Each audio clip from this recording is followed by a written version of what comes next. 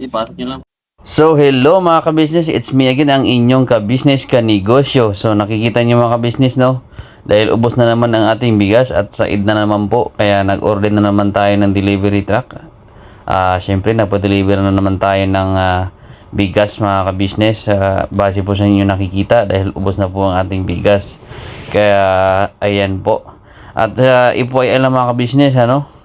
Tungkol po sa presyo mga ka-business, malamang po bumaba naman po ng piso at dos mga ka-business. Pero tingin ko po mga ka-business, aabot na po ng December po yung presyo na ganyan po talaga.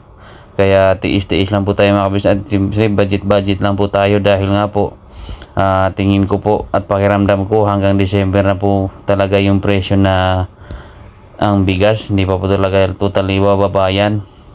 Kasi nga po, per months na po tayo at ilang buwan na lang po December na, kaya sa tingin ko aabot po talaga ng ganun ng presyo po natin.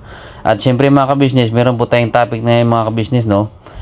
Nag-comment po kasi ito mga ka-business, nakikita niyo po sa screen nung una ko pong vlog mga ka-business itong sa bigas po namin. Ang sabi niya po kasi dito mga ka-business, "Sir, sana po ang binablog nyo po di lang bigas at supplier at paano tumubo.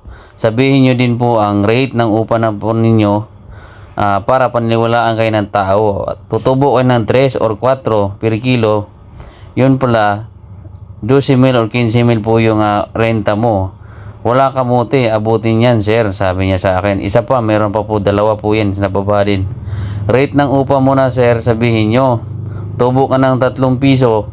Upa pala niyo yung pisto yung 15,000 at buwan-buwan, palas kuryente pa.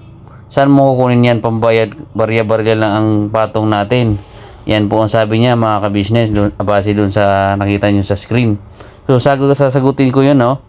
Kung sino ka man nag-comment yan boss, ito po, sasabihin ko po sa inyo yung totoo. Kaya nga po, tumutubo po lang po kami dito ng 3 piso, 4 na piso. Mahal na nga po yung 4 na piso. Pinakamahal po namin tubo dito, 3 piso lang.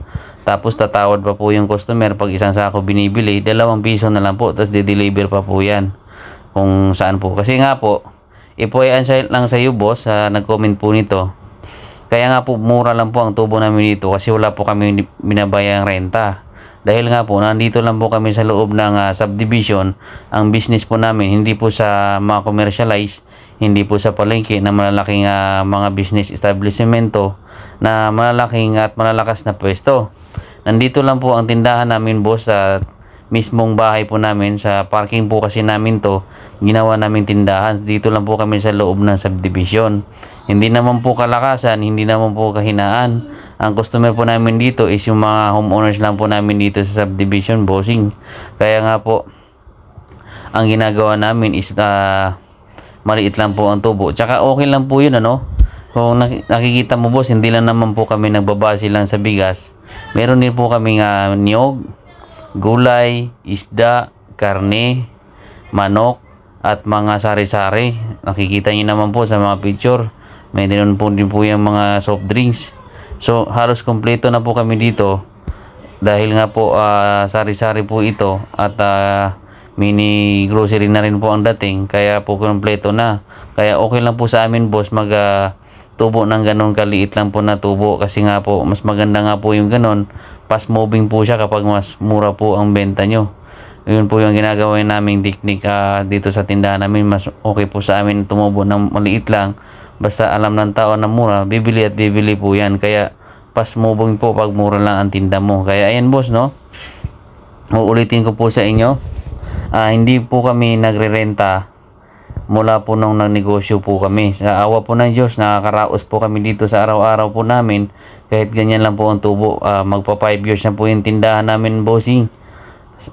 Wala po kami una upahan kayo dito. Kaya nga po, okay lang po sa amin tumubo ng 3 piso at mga piso-piso sa grocery. Kasi nga po, wala naman kami inuupahan dito kasi mismong bahay po namin to. At tirahan po namin to, sa parking na po namin, isang hakbang lang po. Sa tindahan lang po namin yung nasa tindahan na po kami. Yan po, isang hakbang lang po galing sa pinto namin, nasa tindahan lang na kami. Kaya ayan mga ka-business, no, sinagot ko lang po yung comment ng isang comment natin sa una nating vlog, dahil po parang hindi niya po alam na ang inisip niya po siguro nasa palengke po tayo o di kaya nasa mga establishmento tayo malalakas na pwesto. Ang pagkaalam niya, ganun po yung nandun tayo, hindi niya po alam nandito lang po tayo sa bahay. Kaya okay lang po sa atin na tumubo ng ganun. Kasi nga po, ano daw mangyayari kung ganun lang po ang tubo, 3 piso, tapos yung renta daw is 15,000. So, saan daw tayo maghahanap ng parentang ganun? Hindi niya po alam, ilang sakong bigas po yan kung tutuusin. Kung 1,000 na kilo, tapos 3 piso po ang tubo mo, di 3,000 na po yun, di ba? Kung isipin niyo po ganun. Kaya okay lang po yun na nag-comment din po siya ng ganun, para maalam na rin po ng karamihan na hindi po kami pumipwesto sa mga komersyal. Andito lang po kami sa bahay namin. Kaya yun mga ka-business, yun.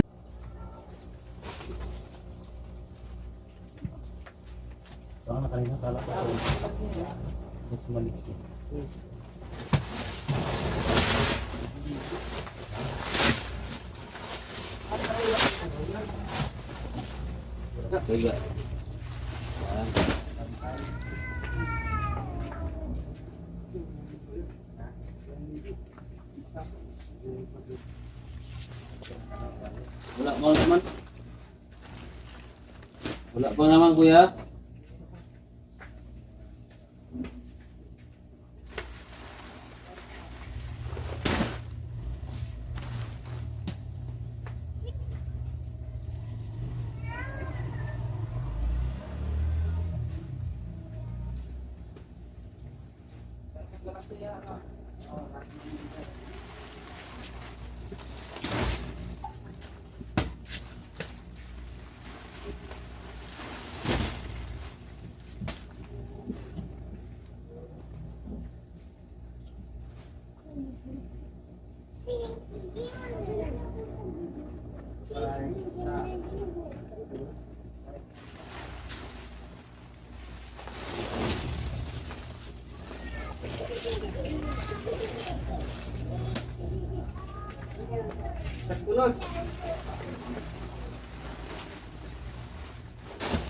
Dito na may iba.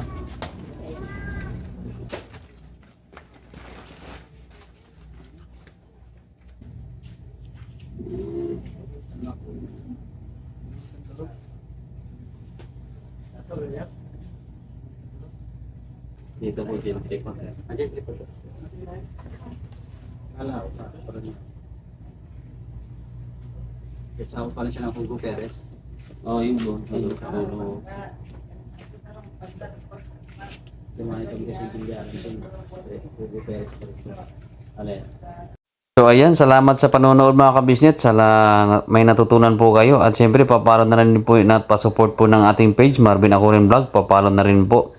At siyempre, salamat sa iyong pakikinig at salamat sa iyong panonood. Thank you and God bless. Bye-bye.